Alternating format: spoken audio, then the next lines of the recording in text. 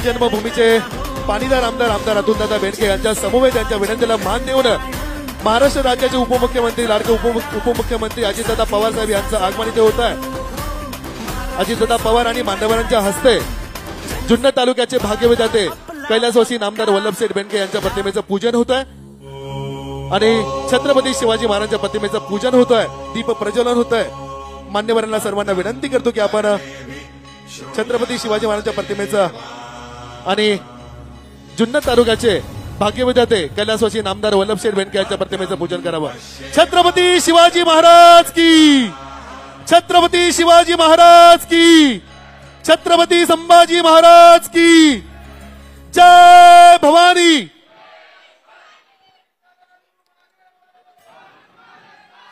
महाराष्ट्र राज्याचे उपमुख्यमंत्री नामदार अजितदादा पवार साहेब यांचं आगमन मंचावर झालेलं आहे आणि जुन्नर तालुक्याचे लाडके आमदार पाणीदार आमदार अतुलदादा बेनके यांच्या आयोजनातून आजचा हा सुंदर असा सोहळा रक्षाबंधन आणि जनसन्मान यात्रा सोहळा इथे आयोजित होत आहे आणि आपण सर्वजण या यात्रेसाठी उपस्थित राहिलात, आपलं मनपूर्वक स्वागत। यानंतर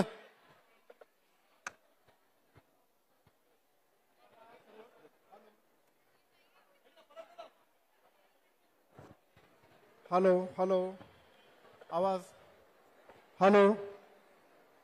चला सर्वांना विनंती आहे,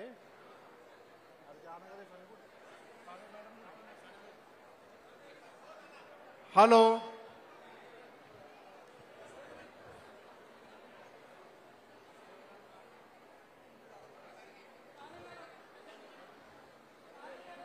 आढळराव दादांना पुढे घे बसायला।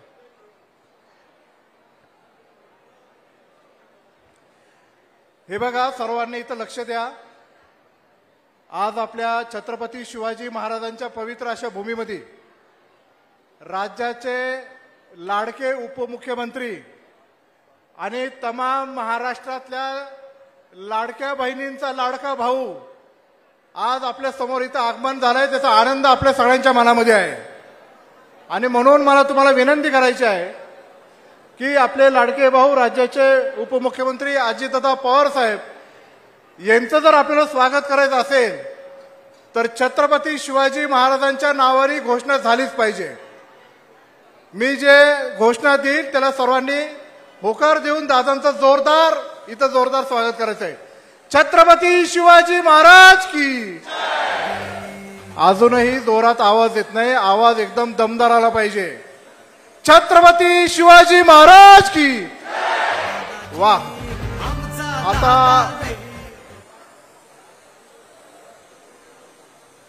नेमकी दादांचं म्हणणं असं आहे की महाराष्ट्रातल्या ग्रामीण भागातल्या तमाम घरात छत्रपती शिवाजी महाराजांचा जन्म झाला पाहिजे,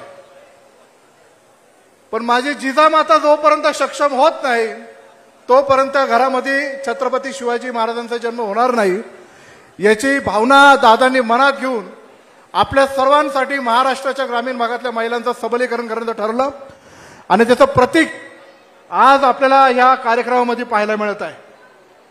आपण आता औपचारिकरित्या या कार्यक्रमाच्या निमित्ताने जास्त वेळ आपण आता भाषण करण्यापेक्षा दादांचं आणि आपल्या सर्वांचं नातं जे काही घट्ट जडलेलं आहे त्याला सुरुवात करण्यासाठी आपण इथे एक कार्यक्रम आयोजित केलेला आहे।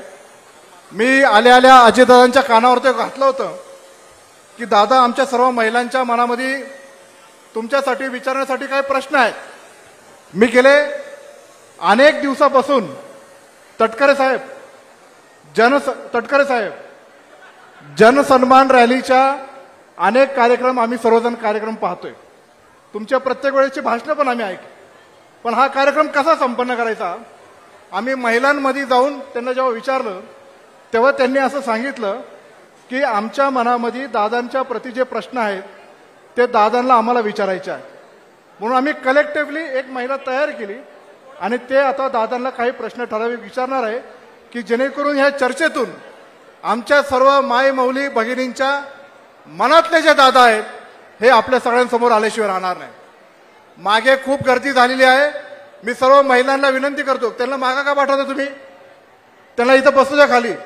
सर्व माझ्या महिला भगिनी असतील त्यांना विनंती करतो की त्यांना इथं खाली बसावं आणि स्टेजवरची गर्दी कमी करावी आणि अनागताईंना विनंती करतो की त्यांनी व्यासपीठावर इथे यावं. आलेत का त्या? आलेत का? अनागताई साने कुठे आहेत? तुम्ही या इकडे. मी या तालुक्याच्या महिला अध्यक्ष सुप्रियाताई लेंडे यांना विनंती करतो की त्यांनी दादांचं तिथं स्वागत करावं. सुप्रियाताई लेंडे कुठे?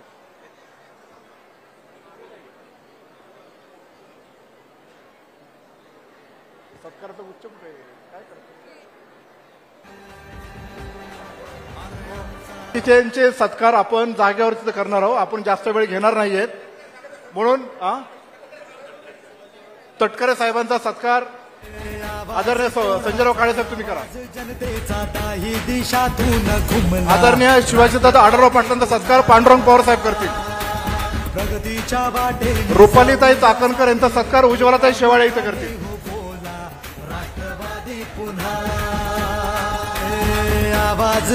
प्रदीप दादा गारटकरांचा सत्कार आदरणीय पूजाताई बुट्टे पाटील करतील. प्रगतीच्या वाटेने जाऊ या साथीने एका मुखाने हो बोला राष्ट्रवादी पुन्हा.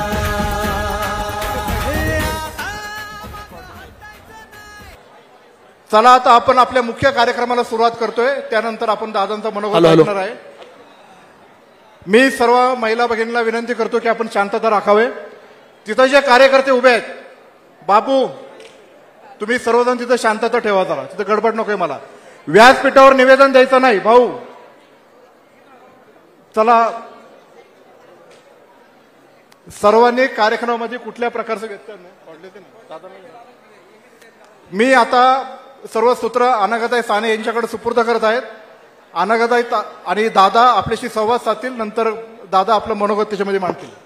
तर मी अनागताईंना विनंती करतो.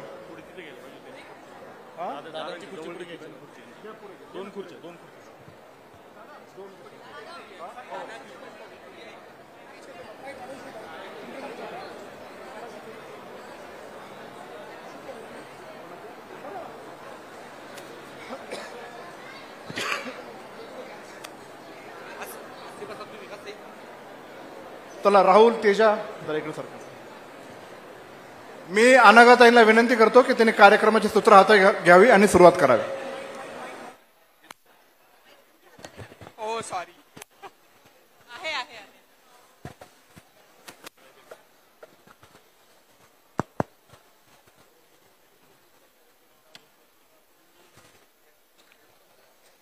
व्यासपीठावरील मान्यवर आणि माननीय अजितदादा यांना नमस्कार. उपस्थित आपण एक हितगुज दादा आज तुमच्याशी करणार आहोत. त्याची सुरुवात करूया का?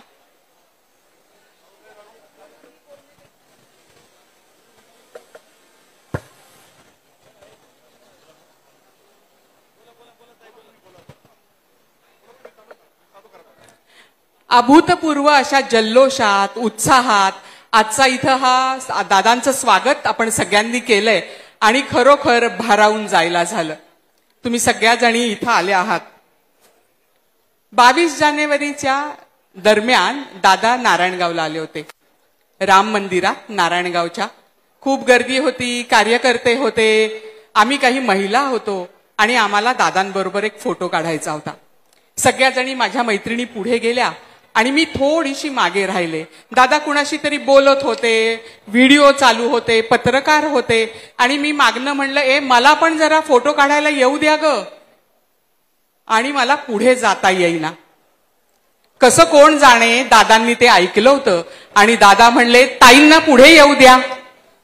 आणि या छोट्याशा प्रसंगाने मला या अष्टावधानी व्यक्तिमत्वाबद्दल वेगळंच काही वाटून गेलं की इतकी सगळी गडबड असताना सुद्धा त्यांचं सगळीकडे बारीक लक्ष होतं. आपण प्रत्येक वेळेस सभेला आल्यानंतर जाहीर भाषण होतात, दादा भाषण करतात. पण आज एक अगदी घरगुती अनौपचारिक अशी दादांची हितगुज करावं असं एक धाडसच आम्ही केलंय. आणि जुन्नर तालुक्याच्या महिलांमध्ये, सर्वसामान्य महिलांमध्ये काही प्रश्न आहेत ते आम्ही तुम्हाला विचारणार आहोत. हा जो रक्षाबंधनाचा कार्यक्रम बेनके परिवार अनेक वर्षापासून करतय, त्या कार्यक्रमात तुम्ही सगळे आलात याचा आम्हाला खूप आनंद झालाय. मी दादाच म्हणते सगळ्यांसारखं तुम्हाला. दादा, तुम्ही येणार असला की जुन्नर तालुक्यात उत्साहाची एक वेगळीच लाट येते. सगळीकडे खूप उत्साह असतो. तुम्हाला जुन्नर तालुक्यात आल्यानंतर कसं वाटतं? म्हणजे तुमच्या भावना काय असतात? मी राजकीय जीवनाला सुरुवात 1991 साली केली, परंतु खासदार म्हणून 3-4 महिने काम केल्यावर मला त्यावेळेची राजकीय परिस्थिती बघता राजीनामा द्यावा लागला, आमदार व्हावं लागलं. आमदार झाल्यानंतर माझे सुरुवातीला संबंध वल्लभशेठ बेनके असतील, दिलीप वळसे पाटील साहेब असतील, नारायणराव पवार साहेब असतील, मी म्हणजे जुन्नरखेड आंबेगावच्या परिसरातला बोलतोय, बापूसाहेब थिटे असतील, पोपटराव गावडे असतील, ह्या लोकांशी झाले. आणि मला नेहमी मी मूळचा शेतकरी, मी माझी पोल्ट्री डेअरी शेती उत्तम पद्धतीनं करणारा एक शेतकरी, परंतु अचानक कधी कधी काही घटना घडतात आणि तुम्हाला क्षेत्र बदलावं लागतं आणि मी राजकारणात आलो आणि मग नंतर मी त्याच्यातच स्वतःला झोकून दिलं. आणि तेव्हा छत्रपती शिवाजी महाराजांचा जन्म शिवनेरी किल्ल्यावर झालेला असल्यामुळं एक तर सगळ्या महाराष्ट्राला, देशाला, जगातल्या अनेक लोकांना महाराजांच्या बद्दल, छत्रपतींच्या बद्दल खूप एक आपुलकी पण आहे, त्यांचं कुतूहल पण आहे, त्यांचा इतिहास नक्की काय, त्यांनी कसं त्या काळामध्ये केलं, त्यांचं शौर्य, त्यांचे वेगवेगळ्या पद्धतीनं गनिमिकावा, ह्या ज्या सगळ्या गोष्टी, त्यांच्यावर पण अनेक चढ उतार आले, पण ते कधी डगमगले नाही. कधी जिंकलेले किल्ले त्यांना तहात सोडावे लागले, परंतु सोडलेले किल्ले परत त्यांनी घेतले. आग्र्याला गेले तर आग्र्यावरून पण त्यांनी कशा प्रकारे सुटका केली ते तुम्हाला माहिती आहे. त्यामुळं शिवनेरीवर महाराजांचा जन्म जिजाऊंच्या पोटी झालाय करता एक शिवनेरीबद्दल अतिशय एक आपुलकी, प्रेम, जिव्हाळा. आणि मग वल्लभशेठ बेनकेंनी सांगितलं की अजित, आपल्याला इथला शिवनेरीचा पूर्णपणे परिसराचा विकास आराखडा तयार करून काम करायचंय. आणि मग त्यावेळेस आम्ही पहिल्यांदा 84 कोटी रुपयाचा विकास आराखडा 2004ला, म्हणजे 20 वर्ष झाली, तेव्हा आपण केला. आणि ह्या भागातला शेतकरी फार कष्टकरी आहे. मग तो कांदा पिकवतो, द्राक्ष पिकवतो, त्याच्यामध्ये वेगवेगळ्या पद्धतीनं ऊस असेल, वेगवेगळ्या प्रकारचं हिरड असेल, आंबा, टोमॅटो. आताही मी मार्केटला मगाशी मला थांबवलं संजय काळे सभापतींनी, तिथेही कांदा आणि माझा टोमॅटो इतका मार्केटला आला, शेतकरी म्हणतो त्याचा भाव चांगला आहे, दादा निर्यात बंदी अजिबात होता का म्हणे. मी लगेच म्हणलं की आता आम्ही काळजी करू नका, आम्ही तिथं आहोत, मी निर्यात बंदी होऊन देत नाही, शेतकऱ्याला 2 पैसे मिळाले पाहिजे ही भावना. आणि जुन्नरला जसं इतिहास आहे, इथलं सगळं नैसर्गिक सौंदर्य अप्रतिम आहे, 5 धरणं आहेत कुकडीची, त्याच्यामध्ये आत्ताच पर्यटनाचं आम्ही चर्चा करून त्या ठिकाणी आलो. इथं बाकीच्या इंडस्ट्री यायला मर्यादा आहेत, त्याकरता इथं एन्व्हायरमेंटचा प्रश्न आहे. आणि शेजारीच आपला माळशेज घाट वगैरे इतकं निसर्ग सौंदर्य, म्हणजे खूप जण सांगतात महाबळेश्वरच्या पेक्षा तिथं 1% थंडी जास्त त्या ठिकाणी असते. आणि जुन्नर ही संस्कृती, म्हणजे इथल्या जुन्नरचं आणि संस्कृतीचं फार जवळचं नातं आहे. अध्यात्म, तमाशा, पंढरी, IAS ऑफिसर इथले झालेत. मुंबई मार्केटमध्ये जुन्नरचं खूप मोठ्या प्रमाणावर एक होल्ड असतो, तिथं अनेक जुन्नरकर आमचे मुंबई मार्केटमध्ये काम करतात. स्वर्गीय वल्लभशेठ बेनकेंनी ह्या तालुक्याच्या करता खूप काही केलेलं आहे. ह्या सगळ्या आम्हाला त्याच्यामध्ये ज्या काही आठवणी आहेत त्या आठवणी इथं आल्यानंतर अतिशय प्रकर्षाने जाणवायला लागतात. आणि अजून महिलांचा प्रतिसाद, पुरुष मंडळींचा, तरुणांचा प्रतिसाद, आदिवासी भाग आहेत, त्यांचे वेगवेगळे समस्या, त्यांचे प्रश्न. आणि मी कामाचा माणूस असल्यामुळे मला समस्या सोडवायला, प्रश्न सोडवायला, मार्ग काढायला, त्यांना निधी द्यायला मला एक वेगळ्या प्रकारचा आनंद मिळतो. आणि त्याच्यामुळे मी इकडच्या भागामध्ये असल्यानंतर नेहमीपेक्षा आनंदी असतो. अजित पवारच्या चेहऱ्यावर कधी हसू दिसत नाही, पण इथं आल्यावर हसू दिसत असतं. अगदी खरं आहे दादा. ही जुन्नरकरांबद्दलची भावनिक तुमची अटॅचमेंट म्हणेन मी त्या गोष्टीला, ती आम्हाला जाणवत असते. नेहमी बातम्यांमध्ये वगैरे आम्ही तुम्हाला बघत असतो, गाडीतून उतरून एखाद्या शेतात जाणं असो, बांधावरनं चालणं असो, की इथल्या आतल्या एखाद्या भागात जाणं असो, तुम्ही गाडीतनं उतरता आणि भराभर चालायला सुरुवात करता. तर कधी तुमच्या चेहऱ्यावर कंटाळा थकवा दिसत नाही. आपण एवढं काम कसं करता हा नेहमीच प्रश्न पडतो. याच्यामध्ये आम्हाला पहिल्यापासून सवय लागलेली आहे. आजींची आमच्यावर फार एक पगडा होता. आजी एक जबर असं व्यक्तिमत्व होतं. मायाळू पण होत्या, परंतु तेवढ्याच एखाद्या गोष्टीचं एक शेवटपर्यंत तड लावायची म्हणल्यावर त्या करारी पण तेवढ्याच होत्या. आणि त्याच्यावर त्यांच्या सहवासात आई वडील शेती करत होते, त्याच्यावर आम्ही त्यांच्याजवळ आजी आजोबांच्या जवळ आणि मोठ्या काकींच्या जवळ बारामतीत लहानाचे मोठे झालो. तिथं आमचं प्राथमिक हायस्कूलचं शिक्षण झालं. तेव्हा आम्हाला आजी सांगायच्या दुपारी झोपणं आळशी पानाचं लक्ष. त्याच्यावर ते डोक्यात बसलं, दुपारी झोपायचं नाही, सकाळी लवकर उठून कामाला लागायचं. आमचे आबा आजोबांना आम्ही आबा म्हणायचो. आबा पण पहाटेच उठायचे आणि मग पेपर वाचणं वगैरे बाकीच्या गोष्टी त्यांच्या चालायच्या. त्याच्यामुळे एक लहानपणापासून एक असा संस्कार झाला की दुपारी झोपणं म्हणजे आळशाचं काम. आपण आळशी नाही आहोत, लवकर उठून कामाला लागायचं. आणि नंतर आकस्मित राजकारणात आलो आणि ह्या जनतेच्या प्रेमापोटी पक्षामुळं, नेत्यांच्यामुळं, साहेबांच्यामुळं खूप वेगवेगळी पदं मिळाली.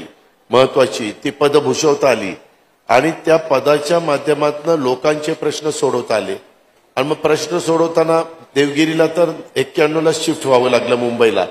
मग लोक महाराष्ट्रातनं यायची आणि काही जण, मला कुणावर टीका करायची नाही, पण काही जण 9-10 वाजेपर्यंत तयार होत नाही. कुणाची पूजा अर्चा चाललेली असते, कोण काय, कोण सूर्यमुखी असतं, कोण कसलामुखी असतं. तर आम्ही आपलं सूर्य उगवायच्या आतच कामाला लागतो. आणि एकच भावना की तो माणूस बाहेर ना आलाय, ती भगिनी बाहेर ना आली, तिचं काम जर लवकर झालं तर ती लवकर परत तिच्या गावाकडे जाईल. त्याच्यामुळं आम्ही लवकर, म्हणजे बारामतीत किंवा काही ठिकाणी मी सकाळी 6ला सुरुवात करतो. लोकांचा विश्वास बसणार नाही. बाकीच्या ठिकाणी आज आता अतुल होता, मी सकाळी 7ला सुरुवात केली. त्याच्यामध्ये काय होतं, आजूबाजूचे राहणारे लोक म्हणजे जे पार्टनर होते ते जरा उशिरा उठतात, म्हणून म्हटलं त्यांना त्रास नको व्हायला, आपलं लवकर उठून कामाला लागावं. आणि त्या पद्धतीने कामाला लागलो. आणि आम्हाला उत्साह काय येतो ताई, ह्या महिलांचा आता आल्यानंतर एवढ्या महिलांनी राख्या बांधायला माझा हात धरत होत्या, ओढत होत्या. अहो, माझं लग्न झाल्यापासून बायकोने इतक्यात हात ओढला नाही, एवढ्या माझा हात ओढला, काय सांगायचं. पण बहिणीच्या नात्याने ओढला. माझ्या त्या बहिणी आहेत, माझ्या माय माऊली आहेत, त्यांना आनंद झालाय. राखी बांधताना मी विचारायचो, माऊली पैसे आले का? होय दादा, काल पैसे जमा झाले. तो एक त्यांच्या चेहऱ्यावर जो आनंद होता. काही म्हणाले की अजून येणं बाकी आहे, जातील. सगळ्यांना आम्ही शब्दाचे पक्के आहोत, आम्ही वचनपूर्तीचे काम करणारे कार्यकर्ते आहोत. त्याच्यामुळं इथं कुठंही ज्या लाभार्थी करता नियमावली केलेली आहे त्या नियमावलीत बसणाऱ्या सगळ्यांना ते मिळणार. त्याची सगळी तरतूद बिरतूद केलेली आहे. कुणी काही म्हणत असलं तरी मुख्यमंत्री आणि दोन्ही उपमुख्यमंत्र्यांनी सांगितलेलं आहे की आमचा शब्द आहे, आम्ही शब्दाचे पक्के आहोत, आमचा वादा आहे आणि त्या पद्धतीनं ते मिळणार. आणि त्याचं सातत्याने आम्हाला पुढे ते द्यायचं आहे. आम्हाला महिलांच्या करता तो कार्यक्रम राबवायचा होता, तो राबवता आला, त्याचा आनंद आहे. इकडे आल्यानंतर वेगवेगळे प्रश्न लोक सांगतात. आता आज ते हिरडाचा एक कारखाना इथं व्हावा, हिरडावर प्रक्रिया करणारा. वल्लभशेठ बेनके खूप दिवस मागणी करत होते, पण आता अतुलच्या काळात ते पूर्णत्वाला झालं. आज आदिवासी लोक आले, दादा अभिनंदन करायचं, आमचं काम मार्गी लागलं. कोण येतं, मागच्या वेळेस हे काम सांगितलं ते मार्गी लागलं. कोण म्हणले दुधाचे पैसे आमचे 5 रुपये लिटरचे यायचे ते मिळाले, आम्हाला समाधान आहे, आम्हाला तुम्हाला बुके द्यायचा आहे. हे जे आम्ही काय केलंय, जनतेचे प्रश्न सोडवणं हे आमचं कर्तव्य आहे. आणि त्या कर्तव्याच्या भावनातनं आम्ही कामाला सुरुवात केली. आणि ती कामं झाल्यानंतर त्यांच्याकडनं जो प्रतिसाद मिळतो, त्यांचा उत्साह, महिला मोठ्या प्रमाणावर हार घालतात, फुलं उधळतात, काय काय करतात. त्याच्यामुळे आम्हाला असं वाटतं की एवढं प्रेम कुणाला मिळतंय.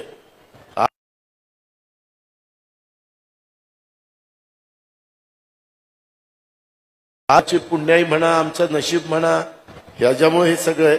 आणि त्याकरता तो उत्साह टिकून राहतो. रात्री उशीर जरी झाला तर झोपतानाच आपण सांगतो मनाला की उद्या पहाटे 5ला उठायचं आणि कामाला 6ला सुरुवात करायची.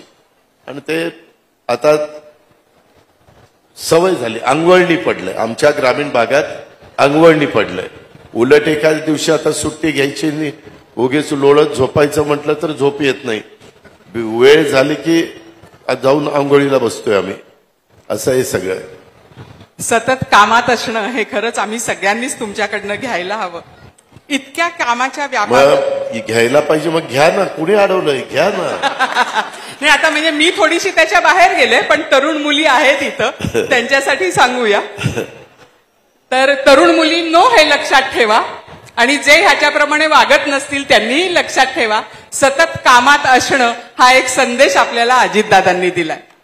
एवढा कामाच्या व्यापात तुम्हाला कुटुंबासमवेत वेळ मिळतो का, किंवा थोडासा वेळ कमी मिळतो? अहो, हेच सगळं कुटुंब आहे त्याच्यावर. किती छान, किती छान, किती छान.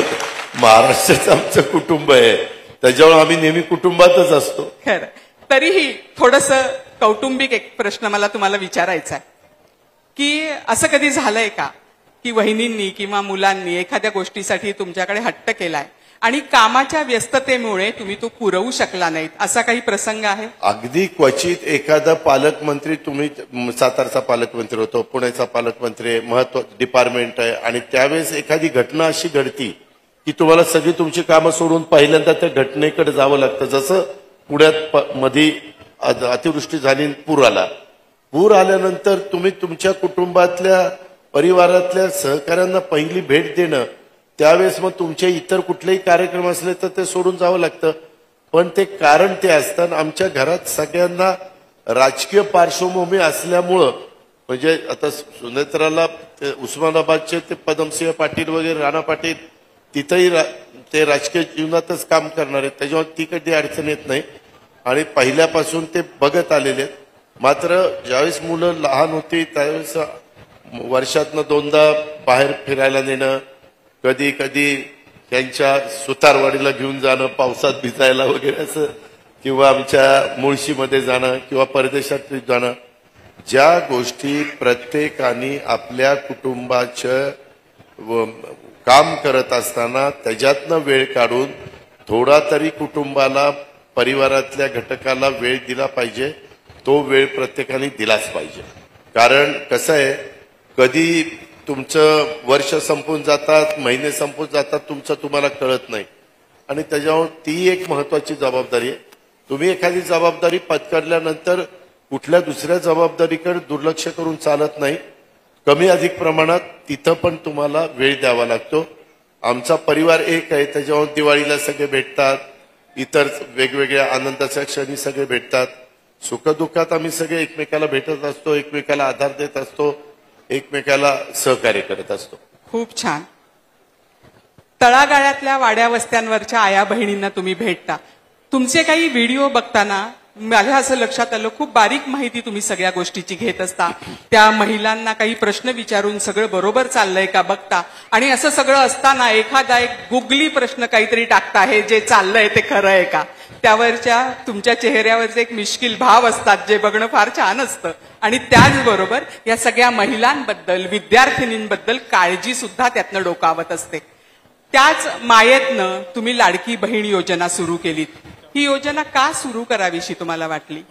माझा ज्यावेळेस जन्म झाला, मी लहानाचा मोठा काटेवाडीला ग्रामीण भागामध्ये राहिलो, त्यानंतर बारामतीला पहिलीपासून गेलो. आम्ही बारामतीत राहत असताना धुणमांडणी करायला महिला असायची, घरामध्ये झाडू पोतना करायला कुणी ना कुणी महिला असायची, गरीब महिला यायच्या. त्यावेळेस त्या काहीतरी आजींना सांगायच्या, काकींना सांगायच्या, आणि मग ते आपल्या कानावर यायचं. असं ओढाताड व्हायची त्यांची. त्या मिळणाऱ्या पैशातनं त्यांचं भागायचं नाही. गावाकडे सुट्टीला गेल्यानंतर खुरपणीला महिला येतात, मग त्या खुरपणीला यायच्या. मी माझ्या राजकीय जीवनाला सुरुवात केली, म्हणजे राजकीय जीवनाला नाही, शेतामध्ये थोडंफार मला कळायला लागलं. तुम्हाला आश्चर्य वाटेल, त्यावेळेस ₹1.25 गड्याला पगार होता आणि 75 पैसे बाईला पगार होता. ₹1.25 गड्याला आमचा सालकरी गडी ₹1.25 रोजानं. सगळीकडेच तसं होतं. आणि 75 पैशाला महिला. मग तिला त्याच्यातनं किती पैसे मिळणार, ती कुटुंब कसं चालवणार. आणि मग ती जे त्यावेळेस, आता परिस्थिती बदलली, त्यावेळेस 2 लुगडी जोडलेली असायची, म्हणजे एक लुगडं सिंगल लुगडं नसायचं, त्याला जोड दिलेला असायचा. किंवा काही मुलांच्या पॅन्ट असायच्या, हाफ पॅन्ट, त्याला मागं ते झिजू नये म्हणून असं पॅच लावलेला असायचा अशा. किंवा काहींचा शर्ट फाटलेला असेल तर ते तेवढ्यापुरतं तिथं हे. आता मुला मुलींची फॅशन झाली, कपडे चांगले असले तरी फाडतात आणि गुडघे दाखवतात, पाय दाखवतात, ती फॅशन आहे. पण त्यावेळेस ते शिवून द्यायचे. आणि हे सगळं अनेक वर्ष बघत आलो. ह्यावेळेस विचार करताना म्हणलं की आपण राज्य तर चालवतोय, 10 वर्ष झाली अर्थसंकल्प सादर करतोय, परंतु ज्या प्रकारे ग्रामीण भागातल्या 2.5 लाखाच्या आतमध्ये उत्पन्न असणाऱ्या महिलांना त्यांचं स्वतःचं आवडीचं एक देखील गोष्ट घेता येत नाही. ती तिच्या मनाला मुरड घालती, नको आपल्याला नको, आपण मुलाकरता करू, मुलीकरता करू, कारभाऱ्याकरता करू. स्वतः करता काही मनात आहे तिच्या, पण खिशात काही नसल्यामुळं, तिच्या हातात काही नसल्यामुळं ती काही करू शकत नव्हती. मग आम्ही विचार केला की आपण काय करायचं, खूप त्याचे किती खर्च येईल, काय येईल, किती महिला पुढे येतील. आणि मग आम्ही अंदाज केला 2.5 कोटी महिला, साधारण 45,000 कोटी रुपये खर्च. पण विचार आम्ही कसं सरकार चालवतो म्हणजे टॅक्स गोळा करतो, सेंट्रलचा पैसा, काही आम्हाला कर्ज काढायला मिळतं, काही टॅक्स वेगवेगळ्या पद्धतीनं, जीएसटी टॅक्स, एक्साईजचा टॅक्स असे ते मिळतं. त्या सगळ्या गोष्टी बघितल्यानंतर माझ्या लक्षात आलं की हे तर चालतच राहणार. आपण जसं संजय गांधी निराधार योजना काढली, आज पण ती पॉप्युलर आहे, आज पण निराधार लोकांना आधार मिळतो. 80 कोटी जनतेला मोदी साहेब फुकट अन्न देतात, पुढेही 5 वर्ष मिळणार आहे. मग आपण काय देऊ शकतो? मुख्यमंत्री, उपमुख्यमंत्री आम्ही सगळे बसलो आणि त्याच्यातनं फायनान्स प्लॅनिंग माझ्याकडे असल्यामुळं त्याच्यातनं ही कल्पना पुढे आली की आपण आपली लाडकी बहीण योजना आणायची आणि त्याच्यातनं महिन्याच्या महिन्याला तिला काही सकल करण्याच्या करता, सक्षम करण्याच्या करता आपण त्या बाबतीतला निर्णय घ्यायचा.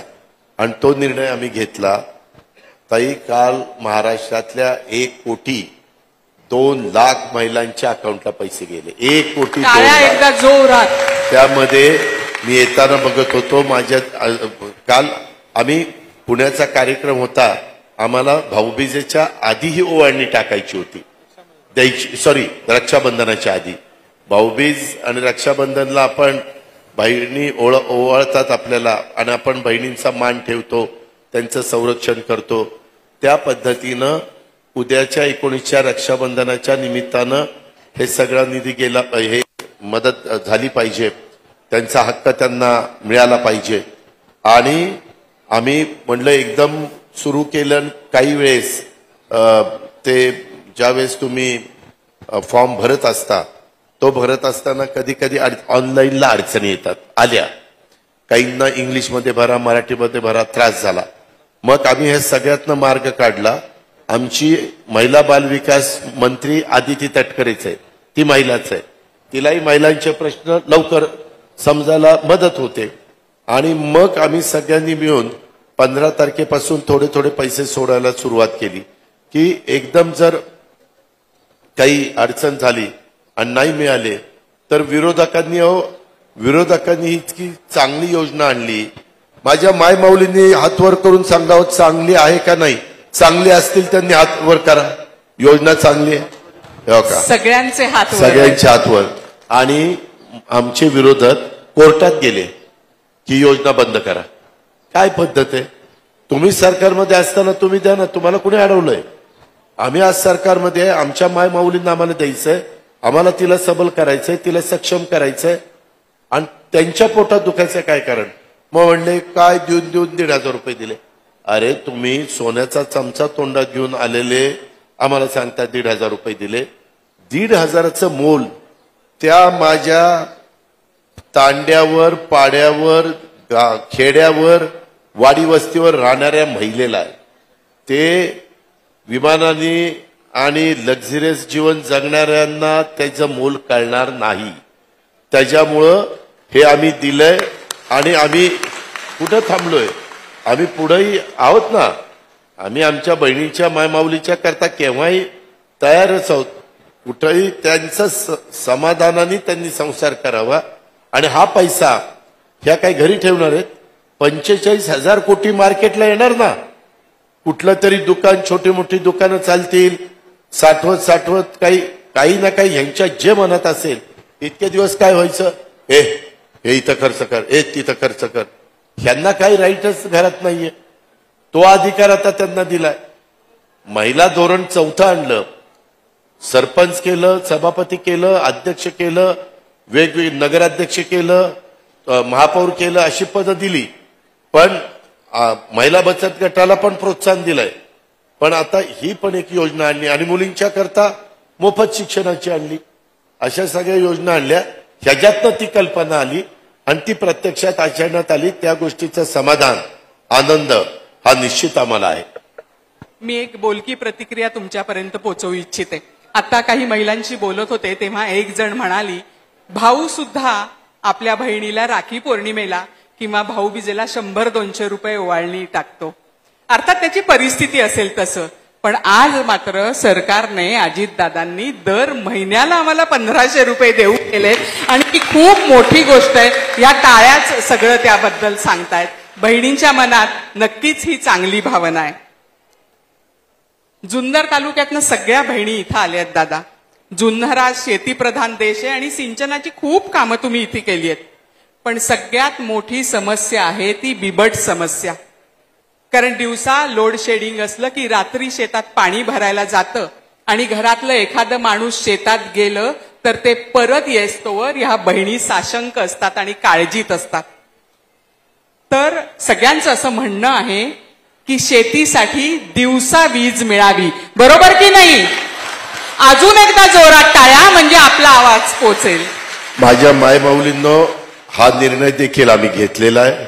काळजी करू नका. आता 3 हॉर्सपॉवर, 5 हॉर्सपॉवर, 7.5 हॉर्सपॉवरच्या तुमचं बिल माफ केलेलं आहे. आता तुम्हाला लवकरच एक फॉर्म येईल आणि त्याच्या संदर्भातला तो फॉर्म भरून द्यायचा आहे. आमच्या शेतकऱ्यांनी ते देतील. ती काही काळजी नाहीये. आता त्याकरता आम्ही 9,000 मेगावॉट सोलरची वीज तयार करण्याचा निर्णय घेतला. टेंडर झालंय, काम सुरू झालंय, जमिनी सरकारी त्यांना दिल्यात. आता 9,000 मेगावॉट वीज तयार होईल. सूर्यप्रकाश सुरू झाला, वीज पंप चालू. सूर्यप्रकाश बावळलं, वीज बंद. त्या माझ्या शेतकऱ्यांनी, त्या माझ्या कष्टकऱ्यांनी घरात कुटुंबामध्ये जाऊन राहायचं. बिबट्याचं, विंचू काट्याचं, सापाचं कशाचीच अडचण नाही. त्याच्यामध्ये आता इथून पुढे नवीन पंप 8.5 लाख सोलरवर देण्याचा निर्णय. मागेल त्याला सोलर पंप, मागेल त्याला सोलर पंप. आणि मी पण माझ्या शेतावर सोलर पंप बसवलेत. इथल्याही काहींनी बसवले असतील. मोटार व्यवस्थित पाणी मारती, वीज बिल भरायला नको, त्रास नको. रात्री अपरात्री पाणी शेवटच्या कडेला गेलंय का, दारं कधी मोडायचं, तिथं कट भिजलाय का, तिथं सरीला पाणी पोचलंय का, काहीच प्रॉब्लेम नाही. कारण आम्ही पण कधी काळी रानामध्ये जाऊन तशा पद्धतीने कामं केलेली असल्यामुळं माझी जात शेतकरी आहे. ह्याच्यातल्या बहुतेकांची जात शेतकरी आहे. त्याच्यामुळे शेतकऱ्याला शेतकऱ्याची माहिती असते आणि म्हणूनच या चांगल्या योजना आम्ही आणल्या. आणि त्याच्यातनं फ्री वीज माफी ही योजना आम्ही आमच्या भावंडांच्या करता आणलेली आहे. आणि 6 महिन्यांनी ते 8 महिन्यांनीच इथून पुढं माझ्या महाराष्ट्रातल्या चांद्यापासून बांद्यापर्यंत शेतकऱ्यांना दिवसा वीज मिळणार. रात्री मिळणार ती घरी मिळणार, परंतु शेतीला मिळणार ती दिवसा मिळणार. किती छान. काही वेळा टाळ्या मागाव्या लागतात, पण हा जिव्हाळ्याच्या प्रश्नाबद्दल किती वेळा आपोआप 4-5 वेळा भरपूर टाळ्या आमच्या या बघून अजून एकदा. आणि बिबट्याचाही बंदोबस्त करण्याकरता पिंजरे दिलेत, इन्फ्रास्ट्रक्चर दिले, गाड्या दिल्यात. बरेचसे बिबटे गोळा करून गुजरातला एका ठिकाणी पाठवून दिलेत, त्यांना पाहिजे होते म्हणून. ही सारखी म्हणायची इंडस्ट्री गेली गुजरातला. मला मायमाऊलींनो सांगायचो, इंडस्ट्री गुजरातला नाही पाठवली, बिबटे तुम्हाला त्रास देतात म्हणून बिबटे गुजरातला पाठवले. धन्यवाद दादा. आमच्या सगळ्यांच्या असं लक्षात येत आहे की जुन्नर तालुक्यावर तुमचं खूप लक्ष आहे. पण तरीही म्हणजे प्रत्येक गावात तुमची कामं आहेत, तुमचे खूप आमदार आहेत, पण आम्हाला एक असं जाणवतं आणि त्याचा आम्हाला आनंद आहे की आमचे आमदार अतुल बेनके यांच्यावर तुमचं विशेष प्रेम आहे. म्हणजे त्यांचे काही अगदी हट्ट सुद्धा तुम्ही पुरवता. तर अतुल तुमचा लाडका आहे का, असं आम्हाला तुम्हाला विचारायचं. कसं झालं, त्याच्या वडिलांच्या बरोबर मी काम केलेलं आहे. आम्ही सगळेजण एक परिवारातले. मी त्यावेळेस ते आमच्या जिल्ह्याचे राष्ट्रवादी काँग्रेस पक्षाचे अध्यक्ष पण होते आणि सतत आमचे संपर्क असल्यामुळं त्यांचा स्वभाव, त्यांच्या जे काही आवड निवड, ह्या सगळ्या गोष्टी आम्ही जवळनं न्याहाळलेल्या आहेत. आणि त्यावेळेस अतुल लहानाचा मोठा आमच्या समोरच झालेला आहे. साहजिकच ज्यावेळेस एक परिवाराचं त्याला स्वरूप येतं, त्यावेळेस तुमच्या डोळ्यात देखत झालेला लहानाचा मोठा कार्यकर्ता हा नंतर तुमच्यासारखा लोकप्रतिनिधी होतो. आणि मग लोकप्रतिनिधीला तिथं चांगली कामं कशी करायची, तर मी 7 वेळेला आमदार असल्यामुळे मला माहिती आहे. त्यामुळं मी त्याला जास्तीत जास्त निधी देण्याचा प्रयत्न केला. सगळ्याच आमदारांना दिलं, त्यालाही त्या ठिकाणी दिला. आणि त्यांनी पण आवडीनं हे काम माझं करून पाहिजे, ते काम करून पाहिजे. आता जसं ॲग्रो टुरिझम, नंतर वेगवेगळ्या प्रकारचं टुरिझम, साहसी टुरिझम, असं वेगवेगळ्या प्रकारे टुरिझमचे अनेक प्रकार आहेत. तशा पद्धतीनं आमची सकाळी मीटिंग होती आणि त्याच्यातनं आम्ही कसं पुढं जायचं ते ठरवलेलं आहे. आणि चांगलं काम करतो. चांगलं काम कुणी करत असलं तर त्याच्या पाठीशी उभा राहतो. तशा पद्धतीनं तो चांगलं काम करत असल्यामुळे मी त्याच्या पाठीशी उभा आहे. तो माझा लाडका आहे. पण माझ्या लाडक्या बहिणींनी उद्याच्या येणाऱ्या विधानसभेत माझ्या लाडक्या लोकप्रतिनिधीला निवडून दिलं पाहिजे. देणार ना? हात वर करून सांगा. आता कसं लाडकं जुळून गेलंय, लाडक्याचं दोडकं करू नका म्हणजे झालं.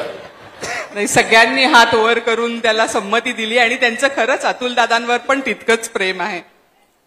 पुढचा प्रश्न मी जरा तुम्हाला थोडासा भीतभीत विचारते दादा.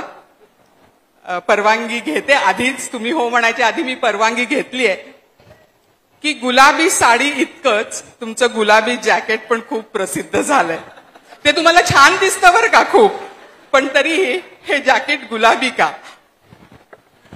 महिलांनो, माय माऊली, हा गुलाबी कलर आहे का हा गुलाबी कलर आहे सांगा. हा ना? आता काय ह्या माझ्या भगिनीला कळणं, अगं बाई हा नाही गुलाबी कलर, हा गुलाबी कलर आहे. ही खरी गोष्ट आहे की हा रंग गुलाबी नाहीये, पण तुम्ही आमच्या समोर यायच्या आधी एक गुलाबी जॅकेट आमच्यापर्यंत पोहोचलंय. तुमच्यासारख्या अनेक लाडक्या बहिणी म्हणल्या, माझे लाडके कार्यकर्ते म्हणले, माझे जवळचे सहकारी म्हणले, ही जरा रंग खुलून दिसतोय. म्हणलं चला, खुलून दिसतोय तर खुलू द्या, घाला. आणि काल मी नाव नाही घेणार, परंतु तिथं सुनील तटकरे होते, आम्ही सगळे बसलो होतो. त्यावेळेस एक व्यक्ती म्हणली, मोठी व्यक्ती आहे, तिनं सांगितलं की आता आमचे पण लोक म्हणतात की दादांसारखे रंगीत जरा जॅकेट घालायला लागा ना. म्हणजे बघा, सगळ्यांना ते आवडायला लागलं. आणि जे लोकांना आवडते ते आपण करायचं. उद्या माझ्या महिलांनी सांगितलं, बघून आता तो विटलोय, आता बंद करते जॅकेट घालायचं, बंद. किती छान आहे, पण खरंच छान दिसतंय गुलाबी जॅकेट. बघा, परत पुन्हा गुलाबीच म्हणतायत. तुम्हाला सांगतो हा कलर कोणता आहे. आपण जांभळं खातो ना उन्हाळ्यात, जांभळं खाल्ल्यावर जांभळातला सगळा बाहेरचा गर काढल्यावर त्या जांभळ्याच्या बियाला जो रंग असतो तो हा रंग आहे.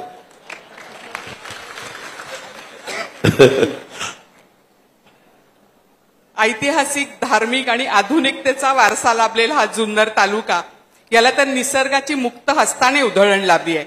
या जुन्नर तालुक्यातल्या पर्यटनासाठी तुमच्या मनात नक्की काय विचार आहेत, काय व्हिजन आहे तुमची? जुन्नर तालुक्याच्या संदर्भामध्ये आत्ताच मला अतुलनी प्रेझेंटेशन दिलं आणि वेगवेगळ्या क्षेत्रातले तज्ज्ञ, त्यांनी काहीतरी अनेक लोकांना बोलवलं होतं. त्याच्यातलं बेस्टमधलं बेस्ट जे आलं ते त्यांनी मला दाखवलं. माझ्या जिल्हाधिकाऱ्यांनी पण त्याच्यामध्ये सहकार्य केलं. आता ह्या सगळ्याच्या बाबतीमध्ये मला त्या गोष्टी म्हणजे मलाही मनाला समाधान वाटलं. आता ज्याच्यातून माझ्या जुन्नरच्या आदिवासी, बिगर आदिवासी मुलांना, मुलींना रोजगार मिळेल. कारण आता लोकांचं बाहेर जाऊन विकेंडला जायचं प्रमाण वाढलंय. फार्म हाऊसवर जायचं प्रमाण वाढलंय. काही जण फार्म हाऊस करतात आणि ते फार्म हाऊस तुम्हाला 4 दिवसाकरता 5 दिवसाकरता भाड्याने देतात. रिसॉर्ट पण इथं व्हायला लागलेली आहेत आणि लोकांचं जाण म्हणजे आवड पण निर्माण झालेली आहे. आता हे ज्यावेळेस होतं त्याच्यातनं सगळ्यात जास्त जर रोजगार कुठला बिझनेस देत असेल तर तो पर्यटन आहे. आता हे ज्या भागाचं प्रतिनिधित्व करतात तो रायगड जिल्हा. सगळं पर्यटनावर इतकं म्हणजे अवलंबून आहे लोक, त्यांची रोजीरोटी. काही काही राज्य काही काही देश पर्यटनाच्या पैशावर चालतात म्हणजे उत्पन्नावर चालतात. आता महाबळेश्वरला आम्ही लहानपणी जायचो, पावसाळ्यात महाबळेश्वर बंद असायचं पॅक पत्रे लावून. आता पावसाळ्यात भिजायला जातात, थंडीत गुलाबी थंडीचा आनंद घ्यायला जातात आणि उन्हाळ्यामध्ये थंड हवेचं ठिकाण म्हणून जातात. आता 12 महिने आपलं महाबळेश्वर भरलेलं असतं. तीच गोष्ट माझ्या ह्या परिसरामध्ये होणार. लोकांना सुविधा पाहिजे, सर्व्हिस चांगली पाहिजे, स्वच्छता पाहिजे. चटणी भाकरी का असेना, 2 भाज्या पिठलं का असेना, पण स्वच्छ पाहिजे. उगी माश्या बिश्या ते तसलं नको. आणि ग्लास पण स्वच्छ पाहिजे. उगीच काहीतरी ग्लासमध्ये बोटं घालून धरत पाणी, तर तसलं नाही. नीटपणे पाणी द्यायचं. तुम्ही कसं देता अजून पाणी तुम्ही मला दिलं नाही तेव्हा मला माहित नाही, परंतु व्यवस्थित परत काय आहे, लोकांचं राहणीमान बदललेलं आहे. तशा पद्धतीनं लोकांना तुम्ही सेवा केली तर लोक अप्रिशिएट करतात. आणि म्हणून आता अतुलच्या आणि जुन्नरकरांच्या जे मनात आहे तशा पद्धतीचा टुरिझमला आम्ही राज्य सरकारच्या वतीनं सपोर्ट केला. केंद्राचा पण ह्याच्यामध्ये मोठी योजना आहे. केंद्र पण आमच्या विचाराचं आहे. केंद्राकडनं आम्ही निधी आणला तर आपल्याला ह्याच्यातून मग बोटिंग असेल, बरेच प्रकार, साहसी खेळ असतील. आपल्याकडं गड किल्ले आहेत, त्याच्यावर गड किल्ल्यावर जाताना उतरताना साहसी खेळ खेळताना असं खूप काही करता येतं. ते करण्याचं आमच्या मनामध्ये आलेलं आहे आणि आम्ही ते करून दाखवू. पर्यटनाच्या दृष्टीने सुद्धा आपल्या जुन्नर तालुक्याचं भविष्य उज्ज्वल आहे. दादा, थोडासा वेगळा प्रश्न मी आता विचारते. आपण हल्ली बघतो की आजकाल जाती जातीमध्ये खूप तेढ निर्माण झाल्यासारखी वाटतं. पूर्वी असं नव्हतं, पण आता याबद्दल तुम्ही तरुण पिढीला काय सांगाल? मी तुम्हाला सांगू का, मी राजकीय जीवनात आल्यापासून मला अनेक कार्यकर्त्यांची जात कुठली आहे मला माहितीच नाही. मी जात बघून कार्यकर्ता निवडत नाही, मी त्याचं काम बघून कार्यकर्ता निवडतो. त्याचं एकंदरीत जनमानसामध्ये मिसळणं वगैरे आपलंसं करणं ते बघून करतो. व हिंदवी स्वराज्याची स्थापना शिवाजी महाराजांनी केली त्यावेळेस त्यांनी 18 पगड जाती 12 बलुतेदारांना बरोबर घेऊन हिंदवी स्वराज्य स्थापन केलं.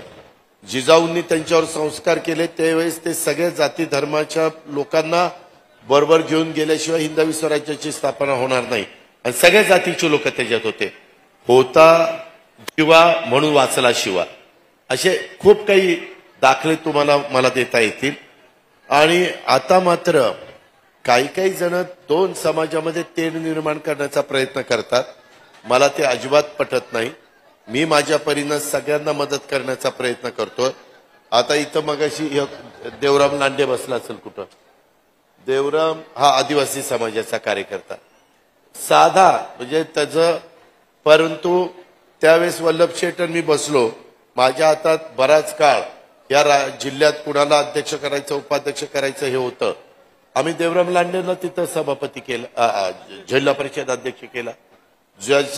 जो कधी लाल दिव्याच्या गाडीत बसला नसता तो आमच्या आदिवासी भागातला एक कार्यकर्ता त्या गाडीमध्ये बसून काम करायला लागला. त्याच्यामध्ये अश्विनी मोरमारे आमची खेडची आदिवासी, तिला आम्ही सभापती केलं. आज आम्ही इथल्या भागामध्ये रेशमाताई इनामदार ह्या आमच्या जुन्नरच्या नगराध्यक्ष झाल्या. अशी किती नावं मी तुम्हाला सांगू की आम्ही समाजातल्या सर्व जाती धर्माच्या लोकांना आणि काही राजकीय नेत्यांनी पण कबूल केलं की अजित पवार जातीवाद करत नाही. हे सांगितलं की नाही, मी नावच घेतो.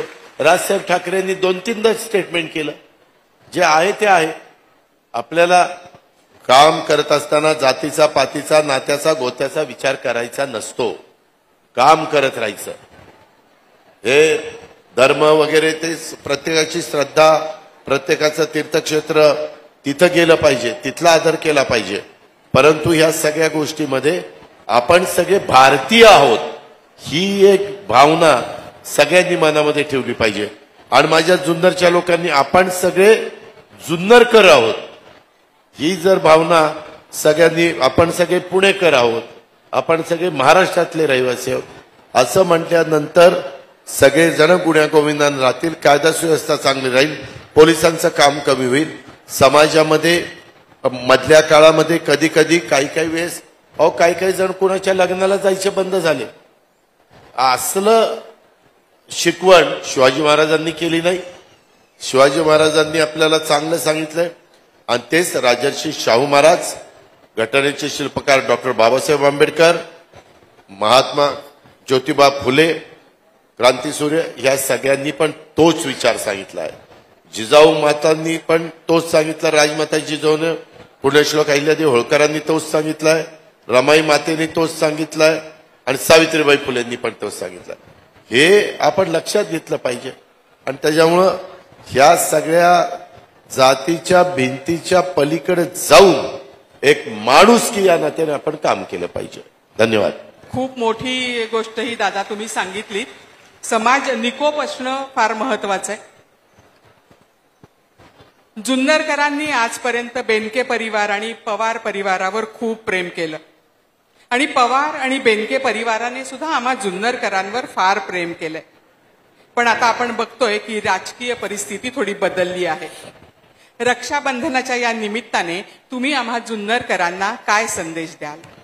मी माझ्या मायमाऊलींना, भगिनींना, सगळ्या माझ्या मुलींना हेच सांगे की रक्षाबंधनाच्या निमित्ताने आपण तुमची सुरक्षितता, तुमच्या कुठल्याही प्रसंगाला आम्ही धावून जाणं, तुमच्या अडचणी सोडवणं हे भावाचं काम असतं.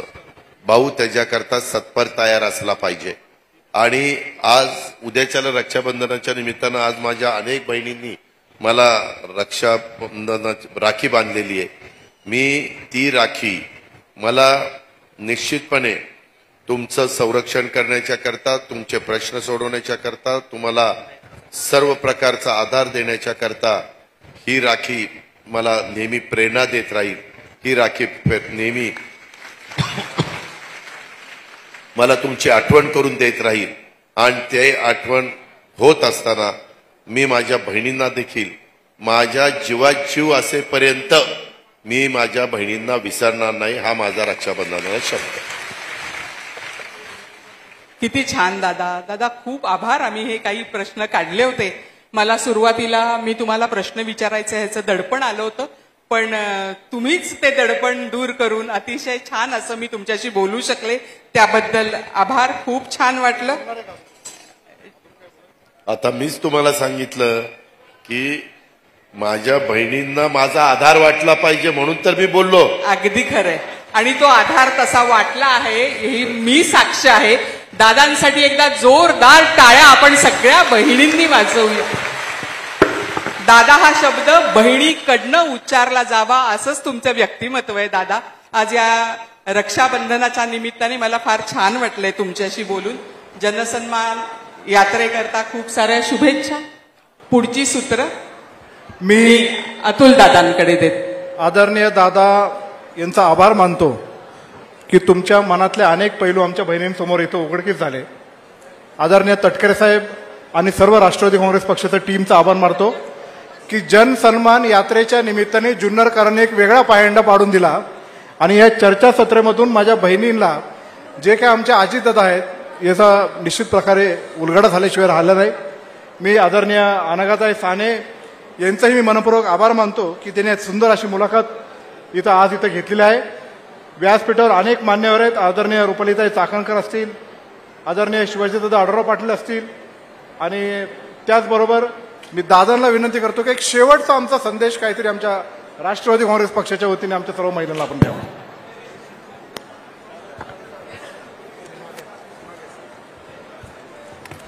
आमचे प्रांताध्यक्ष खासदार तटकरे साहेब, माजी खासदार शिवाजी आढळराव पाटील, रुपाली चाकणकर, सूरज चव्हाण, बाकीचे सगळे उपस्थित असणारे अतुल बेनके, पांडुरंग पवार, सगळेच मान्यवर, अनेक मान्यवर इथं आहेत. ते सगळे, सुरेश घुले, स्टेजवर बसलेले मान्यवर आणि माझ्या जुन्नरच्या कानाकोपऱ्यातून आलेल्या माझ्या माय माऊली, सगळ्या भगिनी, माझ्या मुली आणि पत्रकार मित्रांनो, मला साधारण संवादाच्या निमित्तानं मी तुमच्याशी काही गोष्टी सांगण्याचा प्रयत्न केला.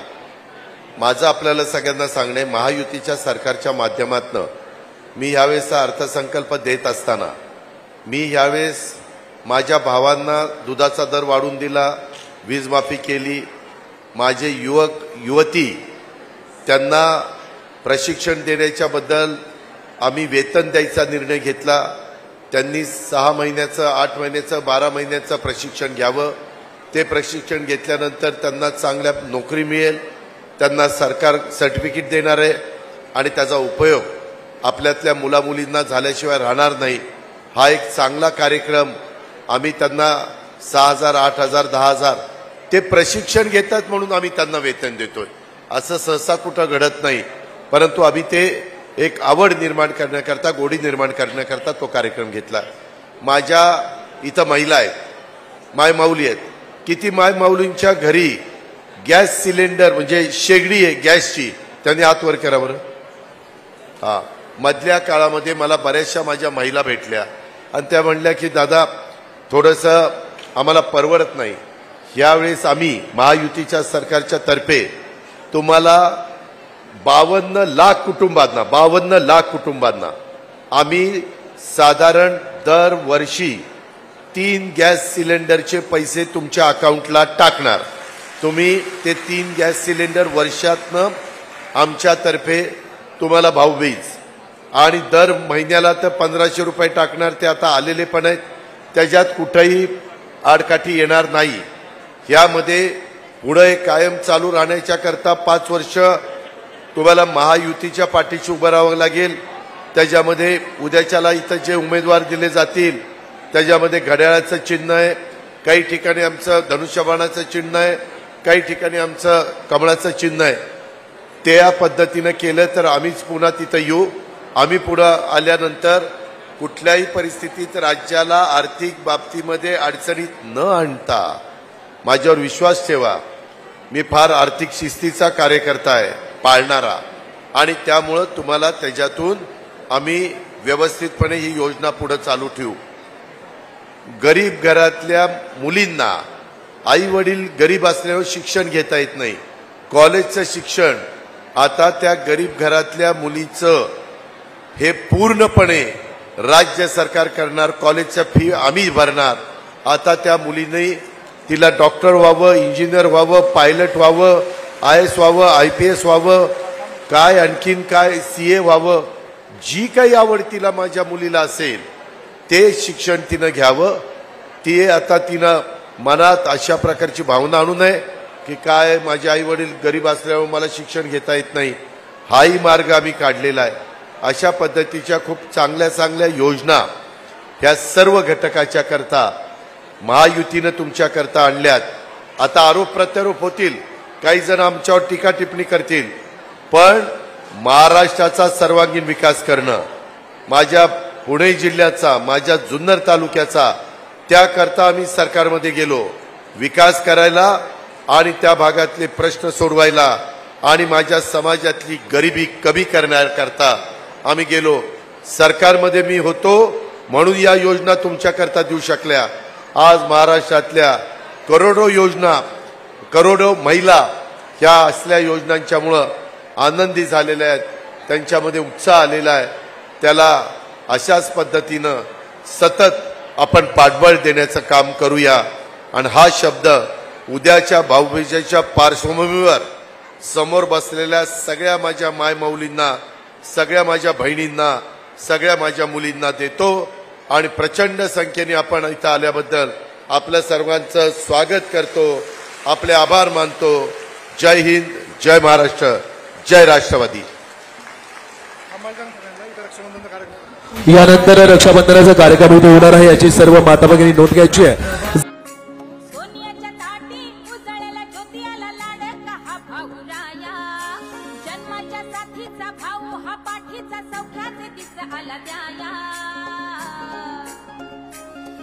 अतुल भाऊनी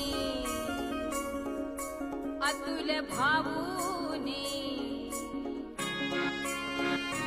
अतुल भाऊनी भाऊने माय केली ग भावाची माया अतुल भाऊनी भाऊने माय केली ग भावाची माया अतुल भाऊनी भाऊने माय केली ग भावाची माया